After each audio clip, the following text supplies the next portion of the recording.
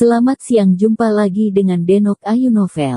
Bagaimana kabar sobat semua? Sebelum kita mulai cerita ini, ayo silakan subscribe, like, komen, share dan nyalakan loncengnya untuk mendapatkan notifikasi terbaru ketika Mimin upload videonya. Menantu terbaik bab 539 dicurigai infeksi. Kakak senior. Ketika Lin Yu mendongak, dia hanya melihat pemandangan ini dan segera berteriak karena terkejut, dan tiba-tiba melompat keluar, memeluk Ye Qingmei dari belakang, sehingga dia tidak jatuh ke tanah. Li Zhensheng juga tanpa sadar berlari, melihat Lin Yu memeluk Ye Qingmei, dia menghela nafas lega. Melihat langit di luar sedikit cerah, Li Zhensheng buru-buru berkata kepada Lin Yu, "Tuan, kami sibuk sepanjang malam, dan alis mata harus lelah. Ayo istirahat." "Baik." Lin Yu mengerutkan kening dan mengangguk. Dia melirik ke wajah pucat Ye Qingmei, dan berpikir bahwa Ye Qingmei kelelahan. Kemudian dia membantu Ye Qingmei ke ruang gawat darurat di ruang dalam, dan kemudian berbalik untuk keluar, tetapi dia berhenti tiba-tiba. "Masih saya sangat gelisah," ragu-ragu sejenak, dan kembali untuk mengambil nadi Ye Qingmei, dan menemukan bahwa denyut nadinya sedikit berdebar-debar, yang jelas merupakan tanda kelemahan fisik, dan tampaknya tidak ada masalah besar. Lin Yu menarik napas dan dengan lembut menutupi Ye Qingmei dengan selimut tipis sebelum kembali ke apotek untuk terus membantu Jie Suqian dan yang lainnya menagih obat. "Tuan He, jangan khawatir saat ini, istirahatlah." Melihat Suqian sibuk sepanjang malam, Ye Qingmei kelelahan, dan dia berteriak kepada Lin Yu dengan sedikit penyesalan. "Meski kami sedikit lelah, hidup kami tidak dalam bahaya. Penduduk dan tentara yang terinfeksi virus di daerah pegunungan berbeda. Untuk setiap menit kami menunda, satu orang bisa mati." Lin Yu tampak serius, dan berkata dengan suara yang dalam sambil menggiling obat. Ketika Suqian dan Li Zhensheng mendengar kata-kata Lin Yu, ekspresi mereka ngeri, dan mereka mencoba yang terbaik lagi, dan terus menggiling bahan obat. Lin Yu dan yang lainnya sibuk sampai fajar, mengonsumsi semua bahan obat yang tersedia di toko, dan kemudian berhenti, menguap satu persatu, menunjukkan ekspresi kelelahan. Suqian buru-buru mengirim pengawalnya untuk membawa pil yang dikemas kembali ke pusat pelatihan di sisi lain Jinmen, untuk meringankan kebutuhan yang mendesak. Lin Yusun menyerahkan resep dan cara penyiapannya kepada penjaga, agar dokter di bagian pangkal bisa menyiapkan pil sesuai resep. Lagi pula, ada terlalu banyak orang yang terinfeksi virus. Meskipun mereka telah membuat begitu banyak pil dalam semalam, mereka tetap setetes air. Kemudian, Lin Yu menundukkan kepalanya dan memeriksa beberapa pasien yang berbaring di lantai aula satu persatu, dan menemukan bahwa gejala mereka untuk sementara stabil. Dibandingkan dengan malam sebelumnya, mereka tidur jauh lebih nyenyak, tetapi situasinya tidak optimis, karena mereka masih dalam keadaan koma dan tidak terbangun. "Kapten Su, Anda sekarang dapat mengirim mereka ke rumah sakit untuk dirawat. Selama Anda bersikeras memberi mereka obat ini, mereka tidak akan mengalami banyak kecelakaan." Lin Yu memeriksa semua pasien sebelum menoleh untuk berkata kepada Suqian. Kondisi medis dan lingkungan rumah sakit jauh lebih baik daripada miliknya, dan tempatnya terlalu terbatas, sungguh tidak pantas bagi sekelompok pasien untuk berbaring di tanah. Ini juga musim panas, jika musim dingin, dia meminta Suqian untuk mengirim mereka ke rumah sakit tadi malam. "Tapi Tuan He, saya di militer. Saya tidak akrab dengan rumah sakit di ibu kota, dan teman seperjuangan saya terlihat seperti ini. Saya khawatir rumah sakit di ibu kota tidak akan menerima kita." Suqian berkata dengan rasa malu bahwa ketika mereka berada di Jinmen, selain beberapa rumah sakit militer, rumah sakit lain takut menerima pasien seperti mereka, karena takut menyebabkan infeksi skala besar. Tapi sekarang berada di ibu kota, kota yang lebih sensitif dalam segala aspek, bahkan mungkin lebih sulit dirawat di rumah sakit. Lin Yu ragu-ragu dan berkata kepada Suqian, "Baiklah, Anda langsung pergi ke rumah sakit umum daerah militer dan laporkan nama saya." Saya Wakil Presiden Rumah Sakit Umum Daerah Militer.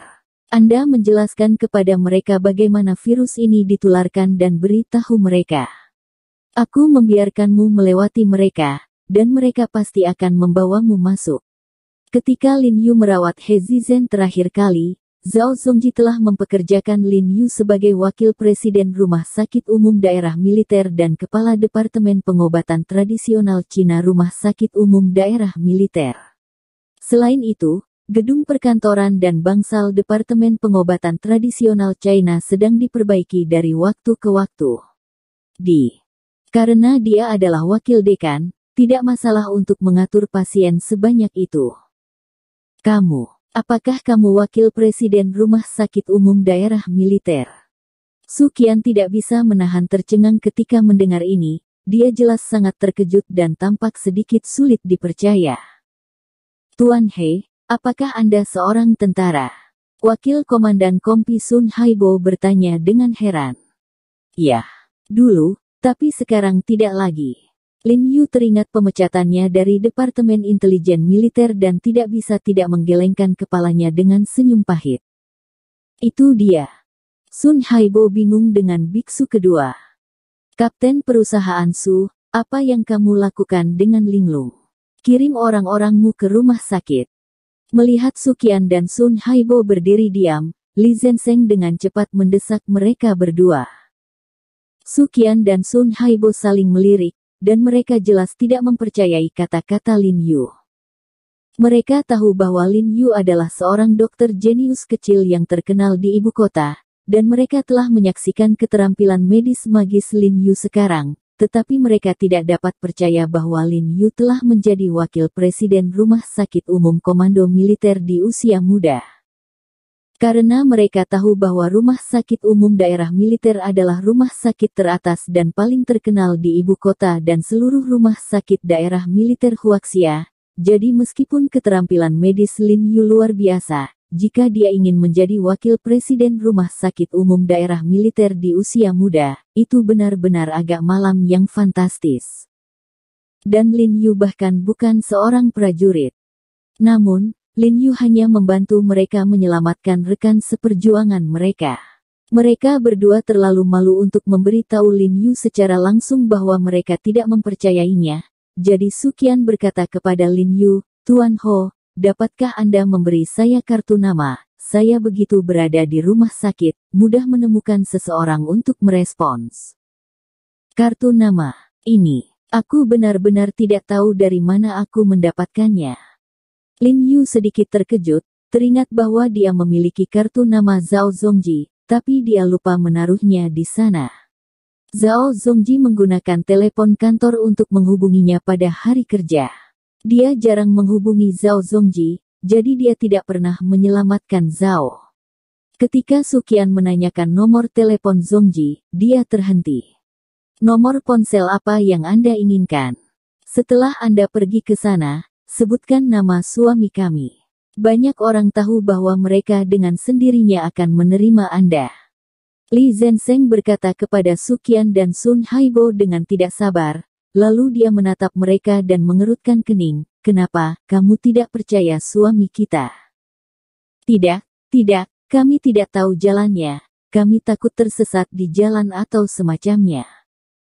Su Qian buru-buru menyangkalnya. Jika ada navigasi, Anda benar mengikuti navigasi. Li Zhensheng mengerutkan kening dan berkata, dia tidak sabar untuk mengusir mereka. Su Qian dan Sun Haibo tanpa daya memerintahkan bawahannya untuk mengangkat semua pasien ke dalam mobil, lalu mereka berdua masuk ke mobil depan dan menuju rumah sakit umum daerah militer sesuai dengan navigasi. Komandan Kompi, apakah Anda mengatakan bahwa Tuan He dengan sengaja membodohi kami, hanya ingin mengusir kami? Saat berada di dalam mobil, Sun Haibo mengerutkan kening dan bertanya pada Su Qian dengan bingung, bagaimana dia bisa menjadi dekan rumah sakit umum komando militer di usia yang begitu muda?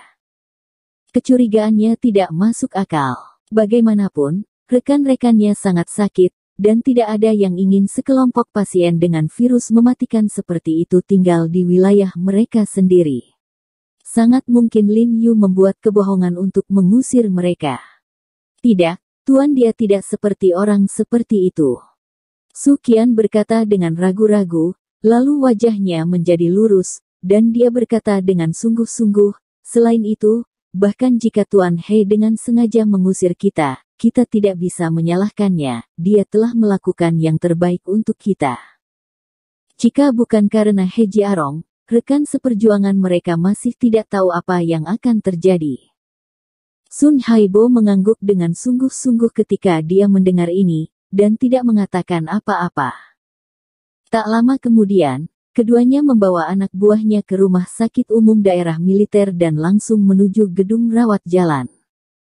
Untuk menghindari kepanikan yang tidak perlu, Su Qian memerintahkan sekelompok tentara untuk berdiri di dalam mobil setelah keluar dari mobil, dan kemudian membawa Sun Haibo ke gedung rawat jalan.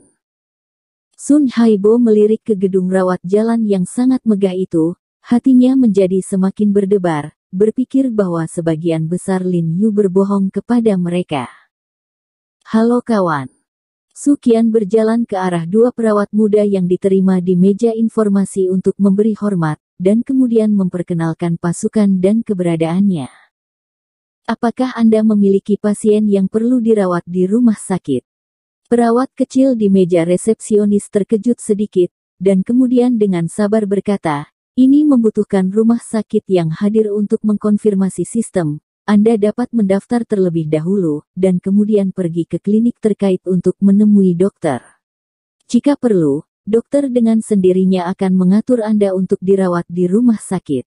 Dari kulit Su Qian dan Sun Haibo sedikit berubah.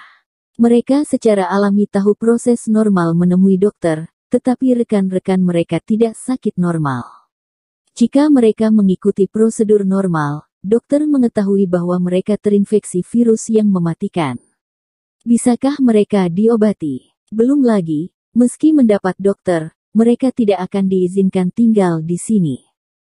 Bagaimanapun, ini adalah markas wilayah militer di ibu kota. Sebagian besar orang yang tinggal di sini memiliki identitas yang luar biasa, dan ada banyak pemimpin senior yang belum pernah mereka temui sebelumnya. Jadi bahkan jika para dokter di rumah sakit umum daerah militer tahu bahwa rekan mereka memiliki satu jalur infeksi, mereka masih akan membawa mereka ke tempat lain untuk berjaga-jaga, dan tidak akan mengambil risiko sebesar itu untuk rekan-rekannya. Melihat keraguan yang tertulis di mata perawat Sui Lingling di meja informasi, Su Qian terbatuk sedikit, dan berkata dengan ragu-ragu, apa? Kami diperkenalkan oleh He Jiarong dan Dr. Genius dari Hui Sengtang. Tolong beri Anda akomodasi. Baik. Kedua perawat itu jelas terkejut ketika mendengar ini, dan meminta maaf, halo, kami tidak kenal Dr. Genius. Menurut peraturan rumah sakit kami, siapapun yang datang, Anda harus mengikuti aturan. Ya, banyak kepala tingkat yang lebih tinggi datang menemui dokter, dan mereka harus mengikuti proses ini. Saya harap Anda mengerti. Perawat kecil lainnya juga mengangguk dengan cepat. Su Qian dan Sun Haibo sedikit bingung sekaligus, bukankah Li Zenseng mengatakan bahwa nominasi itu bagus? Ini tidak berpengaruh sama sekali. Kawan-kawan, Anda bertanggung jawab atas konsultasi pada hari kerja. Mungkin Anda belum pernah mendengar tentang He Jiarong dan Dr. Genius. Mengapa Anda bertanya pada pemimpin tingkat tinggi Anda? Pikiran Sun Haibo masih hidup, dan dia buru-buru bertanya kepada para perawat. Ya, tolong tanyakan, He Jiarong, Dr. Genius yang mengaku wakil presiden Anda. Su Qian tidak bisa mengatakan apa yang dia katakan di sini, dan tampak sedikit malu. Rekan dekan.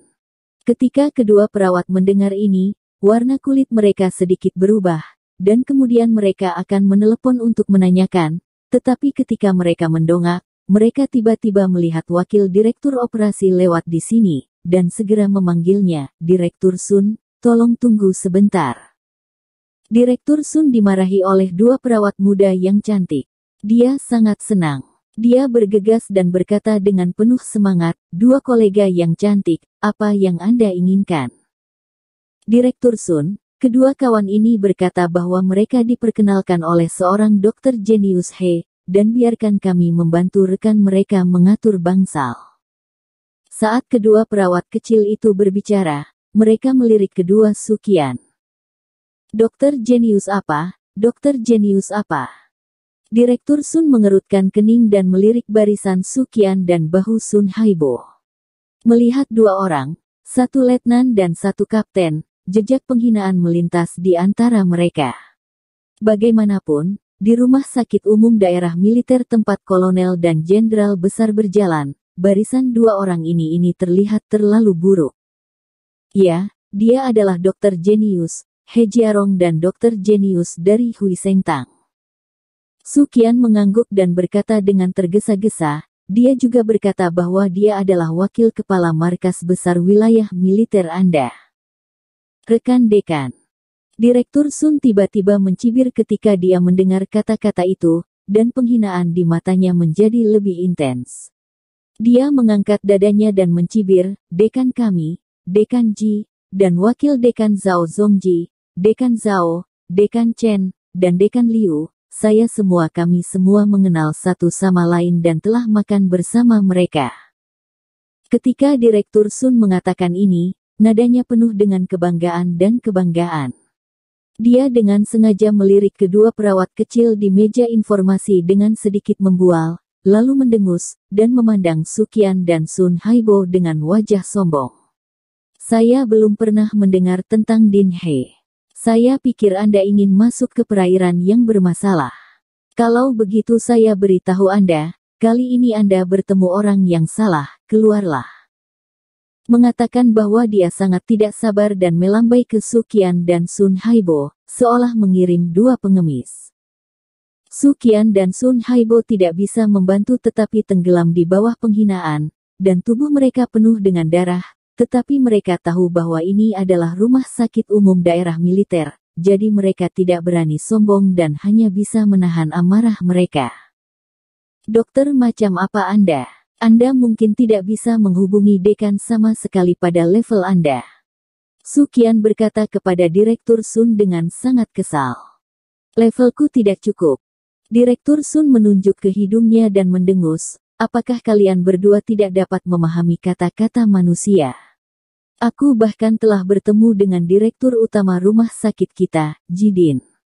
Bukankah aku pernah bertemu dengan wakil dekan kecil? Ekspresi Sun Haibo berubah sedikit ketika dia mendengar ini. Dia meraih Sukian dan berkata dengan suara rendah, Komandan Kompi, ayo pergi. Saya katakan sebelumnya bahwa Tuan He dengan sengaja mengusir kami. Wajah Sukian tenggelam, dan dia menatap tajam ke pipi menyendiri Direktur Sun, jantungnya berdebar kencang. Kemudian dia mengertakkan gigi dan berbalik dan keluar dengan cepat. Hah, benar. Direktur Sun mencibir, bertepuk tangan, dan mencibir, saya ingin masuk ke dalam hidung saya, tidak mungkin. Xiao Sun, apa yang kamu bicarakan? Pada saat ini, ada suara yang dalam di sebelah Direktur Sun. Direktur Sun menoleh dan melihat sekelompok dokter berjas putih berjalan dari pintu masuk lift ke sisi ini. Warna kulit mereka tiba-tiba berubah, dan dia berdiri dengan cepat dan berkata dengan tergesa-gesa, Halo Dinji, Zhao Dekan yang baik. Pria paruh baya dengan kulit putih dan rambut abu-abu berjalan di tengah kerumunan adalah Direktur Ji dari rumah sakit mereka. Dan di sampingnya adalah wakil direktur Zhao Zongji dan beberapa dokter yang merawat. Ini gedung rumah sakit. Sebagai seorang dokter, bagaimana Anda bisa memimpin dalam membuat keributan?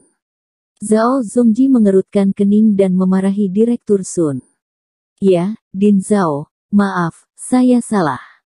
Direktur Sun dengan cepat mengenali kesalahan Zhao Zongji dan Din Ji. Lalu menunjuk ke Sukian dan Sun Haibo yang sedang berjalan di luar dan berkata, Ji Yuan, Zhao Yuan, terutama dua bajingan nakal ini yang ingin membawa orang ke halaman. Aku baru saja sedikit emosional. Siapa yang kamu tegur? Sukian, yang berjalan ke pintu masuk gedung rawat jalan, segera menjadi marah ketika dia mendengar kata-kata Direktur Sun, dan tidak bisa membantu tetapi berbalik dan berteriak pada Direktur Sun. Presiden, lihat betapa gilanya anak ini. Direktur Sun menunjuk ke arah Sukian dan berkata dengan marah, berani-beraninya kamu begitu sombong di rumah sakit umum wilayah militer kita. Komandan Kompi, ayo pergi, itu ketua mereka. Setelah melihat ini, Sun Haibo buru-buru menarik Sukian dan mengingatkan dengan suara rendah. Tahukah Anda, tingkat dekan rumah sakit umum daerah militer adalah tingkat jenderal besar, dan mereka dapat memprovokasi perwira kecil bintara ini.